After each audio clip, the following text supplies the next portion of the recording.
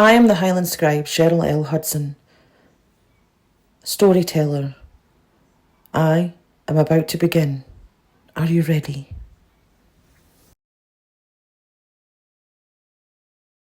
I am the Highland scribe, scribe to the stones, to the winds, to the bloodlines that walk unseen. Come closer, closer still. You see, the fire's warm, but this tale tonight, this tale runs wild. Now, let me tell you a tale that is not often spoken aloud. You see, maist folk wander the pass of Killiecrankie know of the great battle that was fought there in 1689, when the sky turned to iron and the earth drank the blood of thousands. You see, they speak of two ghosts: the young Jacobite soldier who leaps across the river still to this day, and the weeping widow whose cries, her heartfelt cries, can still be heard on the winds. But those with old blood, those who were raised near the pass and know when to keep indoors at twilight, well, you see, they whisper of a third ghost, a woman, a thief, a cursed soul named Mary Dew. Black Mary. And it all began the day the battle died. You see, the blood-stained fields, the battle of Killiecrankie, was a furious thing. It was short and sharp and soaked with sorrow. On the 27th of July, the Jacobite Highlanders charged downhill like wolves, unchained, tearing into the government troops below them. And in just half an hour, over 2,000 men lay dead or dying, their bodies strewn across the moor, their blood turning the River Garry a deeper shade. When the smoke cleared and the shouting had faded, a strange silence fell. It was as if the land itself recoiled in horror. Nae birds were heard, nae winds stirred, and the only sound was the groaning of the wounded and the buzzing of flies who were beginning their grim work. Now, Mary's fall. You see, Mary Dew was born to nothing. You see, a cotter's daughter from a burned out village far to the west. See, she'd grown up learning that, well, hunger'll sharpen the wit, and that mercy rarely ever fed the belly. See, her father had died at the hands of a redcoat, and her mother of fever the winter before. And by the time she was 15, Mary had learned to steal with quick fingers and a cold heart. Now, she was no killer by any means, not then, but she survived on the scraps of others. And when word reached her of a great battle where thousands were dead near the pass of Killiecrankie, well, Mary saw this as not sorrow, but opportunity. You see, dead men wore rings, dead men carry silver, and dead men never protest. So under the grey sky, she made her way into the field of corpses. She was dressed in tattered cloaks, and her hands were nimble. Her eyes were sharp. She moved among the bodies like a fox in a henhouse, prying open clenched fists and sawing through purse strings, slipping gold teeth from swollen gums. It wasn't just soldiers that she stole from. You see, she took from the dying men who were still breathing, whose eyes rolled in fever and whispered, "Please help me. Give me a drink." She gave them silence, and she took what little they had. And then she found him. A young boy. He could have been no older than 16. His eyes were wide in shock, clutching a letter that was smeared in blood. A locket hung around his neck. It was worn from being held too often. Mary knelt and took both, and she left him there to die alone. But then something in the air began to change. As Mary walked, she's away with everything she'd taken, her loot. A strange fog rolled over the fields. It was thick and cold, as if the battlefield itself had exhaled its own final breath.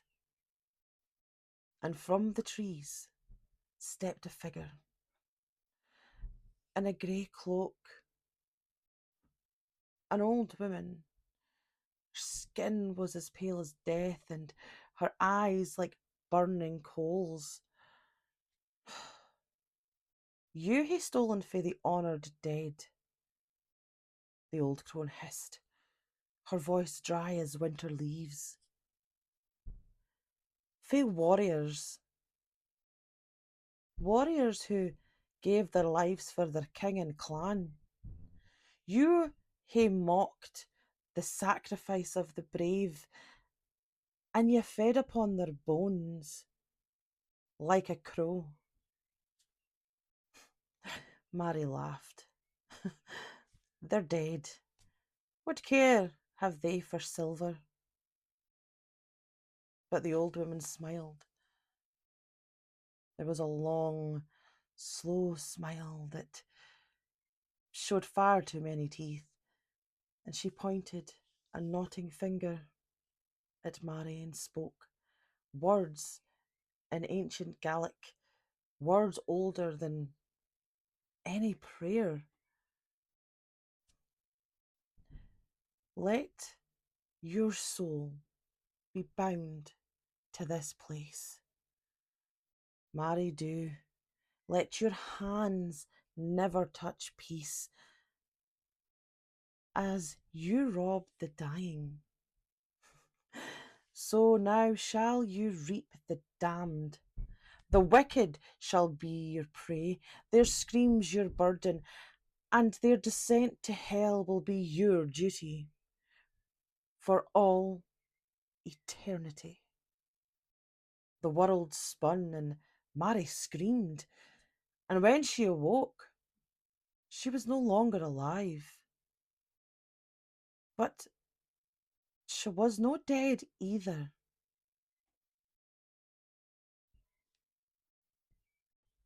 You see, she walks the path still, but no longer with greed in her heart. Now she is the hunter of thieves, the punisher of the cruel, the escort of souls to the place where justice burns eternal. She cannot weep, she cannot rest. You see, she is the sword that the battlefield forged from sin. And for nearly 40 years, no one ever saw her. Not until 1732, when a man named Mackie Stewart made camp near the bend in the river. Now, Mackie was nae coward, but he was weary. He was a traveller, blade sharpener, and he'd pitched his camp after a long week of trading in the north. And as he watched the fire crackle in front of him, trees began to sway in the wind, and his eyes were drawn to three shapes that stepped out from the darkness. Three men, with hunger in their eyes and steel in their hands. "Gie us your pack and your money," one growled, "and we'll let you keep your throat."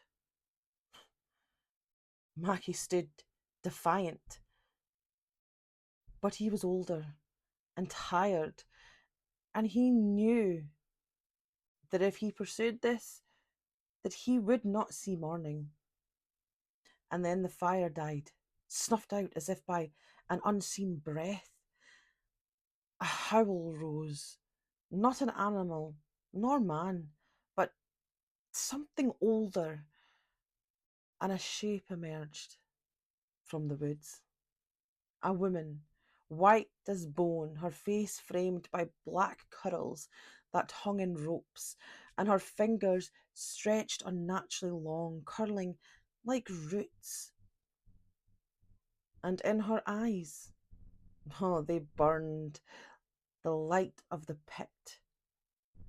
She opened her mouth, and from it came a song in the old tongues, a lullaby twisted in a death curse. The robbers froze.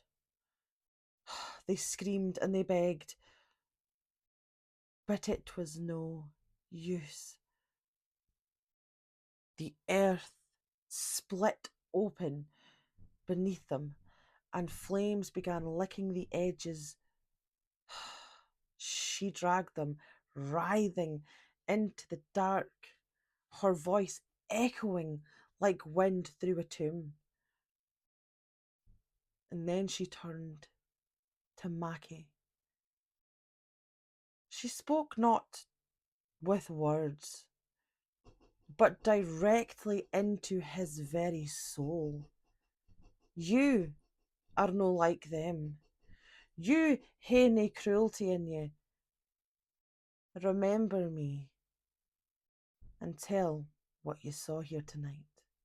Let them ken that I walk here still, and let the wicked fear this pass."